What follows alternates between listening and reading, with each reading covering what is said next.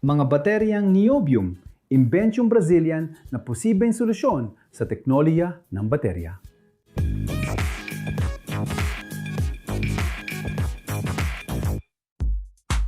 Kamusta mga mahilig sa inhinyeriya? Ako si Igor Felipe.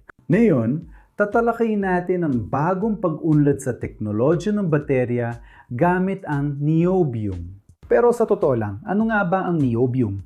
Ang niobium ay isang elementong chemical na kinikilala sa pamamagitan ng simbolong Nb. Matatagpuan ito sa grupo 5 ng periodic table at may atomic number na 41 at atomic mass na 72.9.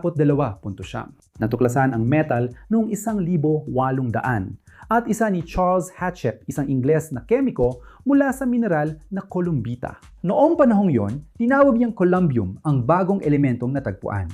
Pagkatapos, noong 1846 nang magkahiwalay, ang kemikong Aleman na si Heinrich Rose ang nakadiskubre ng elemento at pinangalanan itong niobium, pangalan na tinanggap sa buong mundo mula 1950. Ngunit sa kalagitnaan lang ng ika-20 siglo, nakilala ang elemento. Dahil kayang baguhin ng niobium ang katangian ng ibang materyales. Dahil dito, napakaraming gamit ng niobium tulad ng sa mga kotse, turbina ng eroplano, mga MRI machine, pacemaker, rocket, electronic components at ngayon, pati na rin sa mga baterya. Sa ngayon, pangunahing ginagamit ang metal sa mga espesyal na haluang metal na hinahalo sa iba pang mga metal tulad ng asero, titanium o tanso. At ang paghahalo ng mga materyales na ito ay nagreresulta sa mas mataas na mechanical na tibay ng produktong nabuo. Halimbawa nito ang paggamit ng niobyo sa mga tubo ng gasodukto, kung saan kahit kaanting niobyo lang sa asero ay malaki na ang naitataas sa mechanical na tibay ng tubo. Gayunpaman, dahil napaka-espesipiko ng paggamit ng metal na ito, limitado rin ang pangangailangan para dito. Sa ganitong paraan, ang niobyo ay sabay na itinuturing na estratehiko mula sa pananaw ng teknolohiya. Ngunit sa kabila nito, hindi pa rin ito gaanong pinahahalagahan. Kaya, dapat pang makahanap ng mas marami pang gamit ng metal na ito dahil sa magaganda nitong katangian. Dito pumapasok ang bateryang niobyo ng Brazil na kung talagang kasing lakas ito ng ipinapangako, maaring maging isang napakagandang aplikasyon ng metal na ito at baguhin ang merkado ng pag-iimbak ng enerhiya. Para magkaroon ka ng ideya kung magtagumpay ang bateryang niobyo, magandang balita ito para sa aming mga Brazilian dahil sa Brazil lang matatagpuan ang niobyo at halos 78% ng reserba nito sa mundo ay nasa atin. Kung napakaganda ng niobyo, bakit hindi tayo yumaman sa pagkuha nito? Dahil ang niobyo ay metal na maaring palitan kahit maganda ang katangian nito. Maari itong palitan ng ibang metal na halos kapareho rin. Isa pang detalye na nakakaapekto sa pagbebenta ng niobyo ay ang katotohanang ibinebenta natin ang niobyo bilang hilaw na materyales. Ibig sabihin, niobyo na hindi pa napoproseso at hindi bilang isang produkto na gumagamit ng niobyo sa komposisyon nito. Ngayon, sa paggawa ng baterya mula sa niobyo, tumataas ang halaga ng produkto. Ibig sabihin, hindi natin ine-export ang hilaw na materyales, kundi isang teknolohiyang ginawa dito. Sa ganitong paraan, kapag ginagamit ang metal sa ibang teknolohiya tulad ng baterya, tumataas din ang halaga sa pagkuha at paggawa ng niobyo. Pero ano ang benepisyo ng niobyo? Pangunahing benepisyo ng niobyo ay mataas na thermal at electrical conductivity. Ang ductility na siyang kakayahan ng material na magbago ng hugis na hindi nawawala ang mga physical nitong katangian, ang malleability at ang mataas na resistensya sa init, pagkasira at korosyon. Dahil sa mga katangian ito, nagkakaroon ng metal ng kakayahang mapabuti ang mga pisikal na katangian, kaya nagiging mas epektibo ang mga metal na nahalo sa niobyo. At dahil sa mga katangian ito, maraming paraan kung saan maaring gamitin ang niobyo. Mahalaga ang niobyo sa makabagong teknolohiya, lalo na sa paggawa ng matatalinong at matitibay na materyales. Ginagawa nitong mas magaan ang mga ito, pinapataas ang performance, kahusayan at kaligtasan.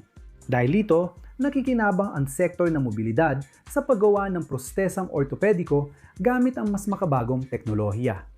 At bukod pa rito, nakakatulong ang niobium sa paglutas ng mga hamon sa engineering na nagdudulot ng partitipid at husay sa materyales. Ang mas modernong estruktura sa mga proyekto ay nagdudulot ng mas malayang disenyo, tibay at sustainability. Dahil sa paggamit ng niobium, napapataas natin ang katangian ng tibay ng mga materyales at dahil dito, nagkakaroon tayo ng mas maraming posibilidad na mapabuti ang mga kalkulasyon at ma-optimize ang mga estruktura.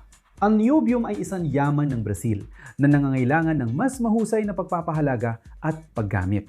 Ang pamumuhunan ng dalawang malaking kumpanya sa teknolohiya ng baterya ay nagtatakda ng mahalagang precedent para sa kinabukasan ng ekonomiya ng bansa. Sino nga ba ang nag-develop ng niobium na baterya?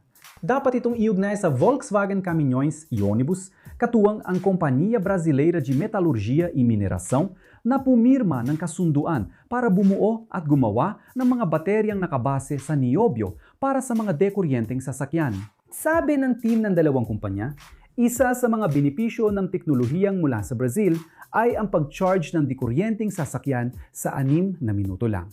Ang pag-charge ng baterya ng isang dekuryenteng sasakyan sa parehong oras na katulad ng paglalagay ng gasolina sa isang sasakyang may combustion engine ay talagang isang pambihirang tagumpay. Layunin ng proyektong ito na palakasin ang posisyon ng Brazil sa industriya ng sasakyan sa pamamagitan ng pakikipagtulungan ng tagagawa ng sasakyan at Companhia Brasileira de Metalurgia e Mineração. At kung hindi mo alam, ang Companhia Brasileira de Metalurgia e Mineração ang namamahala sa pagkuha at pag-develop ng bagong teknolohiya gamit ang niobium. Bunga ang proyektong ito ng halos 4 na taong pananaliksik sa hapon at teknolohiya ng Toshiba. Para mas maintindihan mo, ang niobium ay ginagamit sa mga baterya bilang pamalit sa grapayat. Dahil dito, maaari silang magkaroon ng kalahati ng laki kumpara sa mga karaniwang baterya. Pero mahalagang bigyang diin na mas mababa ang energy density nito kumpara sa mga baterya ng kalaniwang dekuryenteng sasakyan. Kaya mas maikli rin ang magiging saklaw ng sasakyan. Kailangan magpatayo ng espesyal na infrastruktura para sa pag-charge ng teknolohiyan ito dahil mabilis na pag-charge ang pangunahing benepisyo ng niobium na baterya. Maaring lumiit ang saklaw mo, pero mabilis namang maayos ito ng mabilis na pag-charge. Kung akala mo, magiging tulad lang ito ng mga disposable na baterya na yon.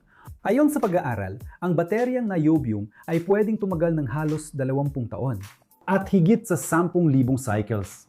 Ang mga bateryan ito ay may hanggang 5 beses na mas maraming cycles kaysa karaniwang lithium-ion batteries. Hindi lang mahaba ang buhay ng baterya, may benepisyo rin ito sa kaligtasan. Dahil hindi sila nasisira sa matitinding temperatura, nababawasan ang panganib ng sunog kumpara sa ibang baterya. Isipin mo nagmamaneho ka ng dekuryenteng kotse na may niobium na baterya mula Brazil at kaya mong i-charge ito ng buo sa 6 na minuto. Ano sa tingin mo? Sa tingin mo ba, papatok din dito ang ganyang uso? Ilagay ang sagot sa comments. May 2 video akong iniiwan tungkol sa topic na ito. Baka magustuhan mo rin, kaya pindutin at panoorin. Nagustuhan mo ba ang video?